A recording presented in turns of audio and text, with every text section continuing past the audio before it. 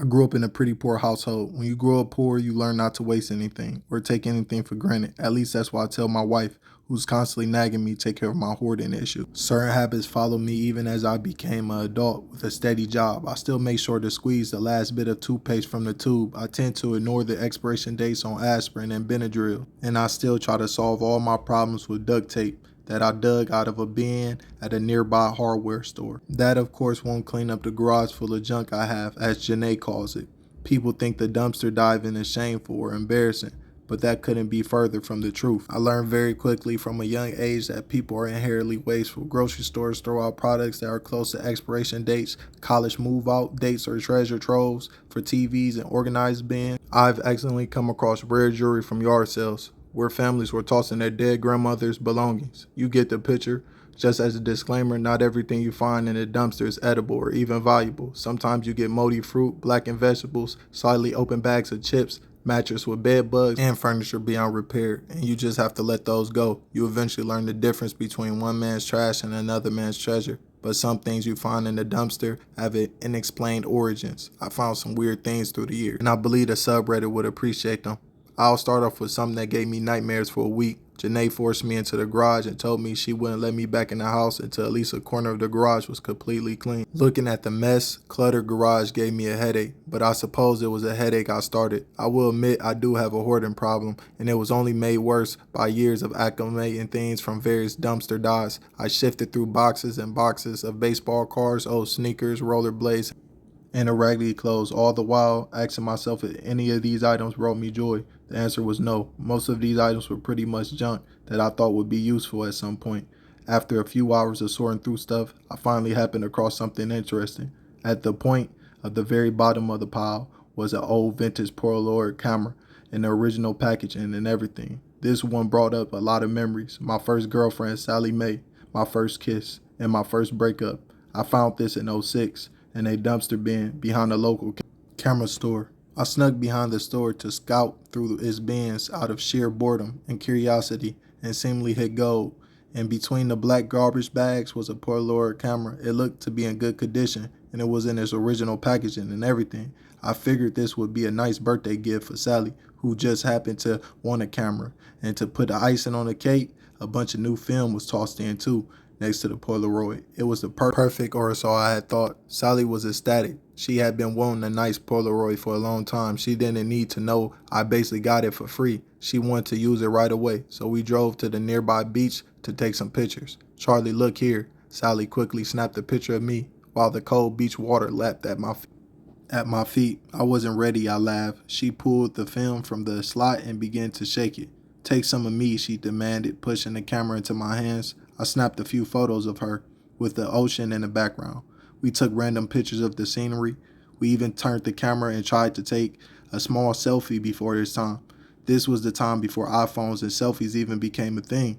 So we had to be creative. It would have been a great day had the film not even given us issues, but it started to. They're not developing, Sally's eyebrows scrunched up as she continued to shake the film. Give it a few seconds. I've heard you're not supposed to shake it. I said you're supposed to keep it away from the light. Tuck it under your armpit. Oh, Sally muttered as she put the Polaroid between her armpit awkwardly. We stood in silence for a moment before she took it out again, only to be disappointed by the blank film. That's so weird. I brought the camera closer to my face to examine it. It certainly seemed flawless aside from the dented box I had found it in. Maybe there was something wrong with it after all. Looks like it's faulty merchandise. Where did you get this from? Sally asked. Maybe we can return it.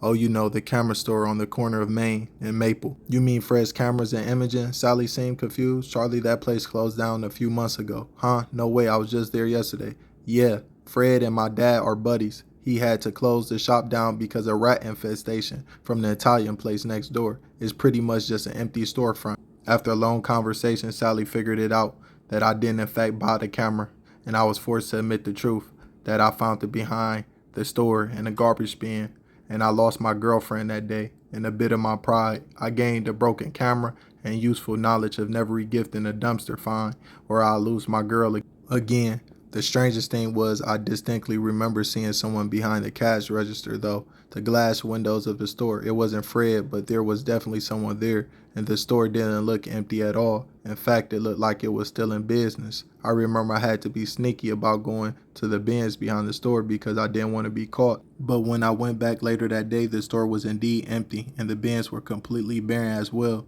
That was quite an unwanted trip down memory lane. I sighed as I dug through the Polaroid box for those pictures.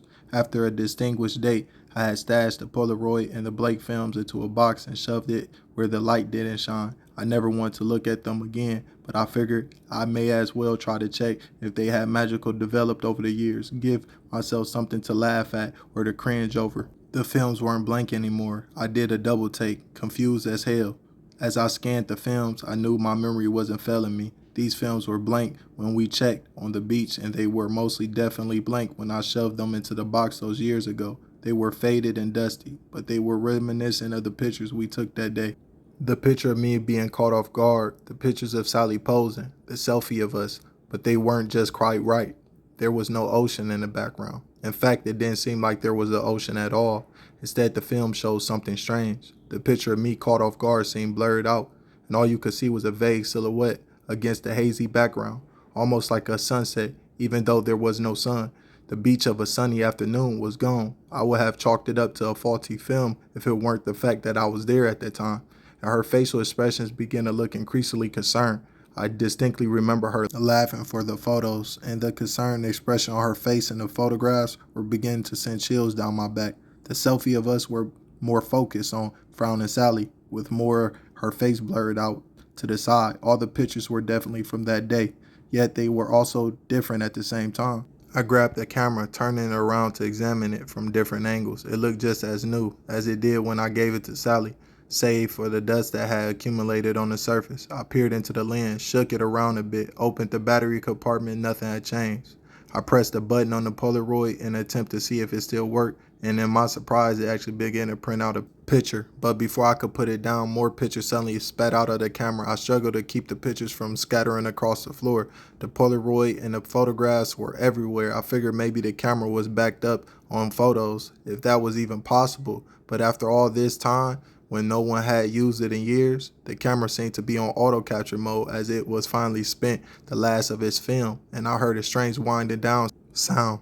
The camera then shut down. I tried pressing the button again, but nothing happened. The pictures began to develop in my hands. I held my breath as I saw what formatted on the little square films. All the pictures involved Sally in some way or another. I tried my best to arrange the photographs in the way they were spit out. The first few pictures from the camera just randomly spit out. They were all of Sally from different perspectives in her life. At her high school graduation, college graduation, of Sally playing baseball, checking her mail, her childhood home, and everything else. Just like as somebody was sitting there randomly taking pictures of her. The next film showed a long winding road with looked like an older Sally standing in the middle of a long barren road, again pressed against a hazy red background. Her facial expression indescribable. The next few films, after I showed on the cornfield, was an eerie scarecrow and a broken down shed. There were only a few pictures left to check after that.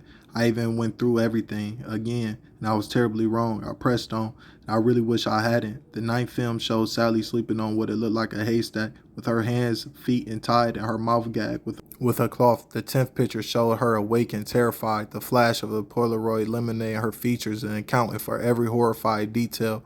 As I got closer to the end, the photos became more and more erratic, with strange and shaky, blurry angles, suggesting a struggle. The 13th and final film was what terrified me the most. The face of a washed-out man peered into the lens of the camera. A set of hollow eyes and bulbous nose looked back at me in a strange angle that suggests whoever was behind the camera was taking a picture of himself, but his eyes seemed to go beyond the film. A photograph peered into my own, as if he was examining me, watching me, studying me. I threw the camera down on the floor and immediately pulled out my phone to look up Sally Mae on Facebook. With shaky hands, I scrolled through the various Sally Mays until I found the one I was looking for.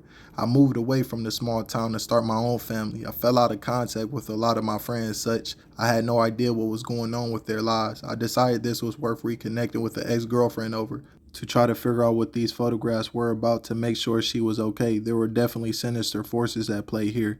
What I wasn't expecting, however, was her Facebook profile read, "Remembering Sally Mae." Countless of posts litter her Facebook wall saying things like, "You will be missed forever and rest in peace." Pictures of her and her friends smiling at graduation, of her playing baseball with her teammates, of her with her boyfriend in front of the caf near a bus station, and her in front of her childhood home with her brother were displayed. The most definitely Sally, and if it was then, the worst case scenario had already happened. I began scouring the post for any hints of what had happened. Was it a disease, freak accident, suicide even? I turned to Google for the answers. I was so afraid to go look it up. Surely enough, there was an obituary of Sally, various news articles about how she had gone missing one day, only to have turned up in an abandoned shack in the middle of nowhere. It was clearly ruled a suicide, labeled as a homicide. They found her in a body bag with absolutely no signs of blunt force trauma, suffocation, or any signs of typical murder. Authorities suggest she may have died of shock, perhaps poison, that had not turned up in her autopsy report. The articles state that the murderer was still on the loose, and they had evidence that could lead to the capture of the murderer would be rewarded with a money. I shut my phone off and shoved it back in my pocket, immediately leaving the garage and leaving the camera on the ground.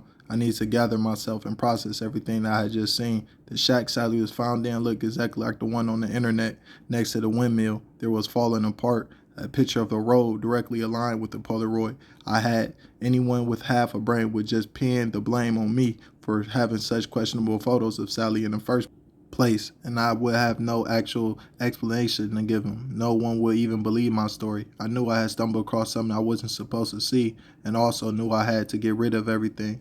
I damn near had a heart attack when I went back to the garage and my wife was picking up the Polaroid off the floor, grabbing about she always does everything in the house. I attempted to explain what they were, what had happened in time she was gone. Janae looked confused, only stopping to ask me why I was freaking out over a bunch of blank Polaroid films. Surely enough, when she handed me the camera, all the films seemed to be wiped clean of everything I saw. And I looked, I know I'm not crazy. I know what I saw. I trust my memory, which is why Janae asked me if she could keep the vintage camera. I said no and immediately threw it out. I wish I could say that was the weirdest thing I found, but there have certainly been weirder things I've come across in the meantime. If you're going to dumpster dive, be careful and be picky. You never know what you'll find. Subscribe and please like. Thanks for tuning in and listening.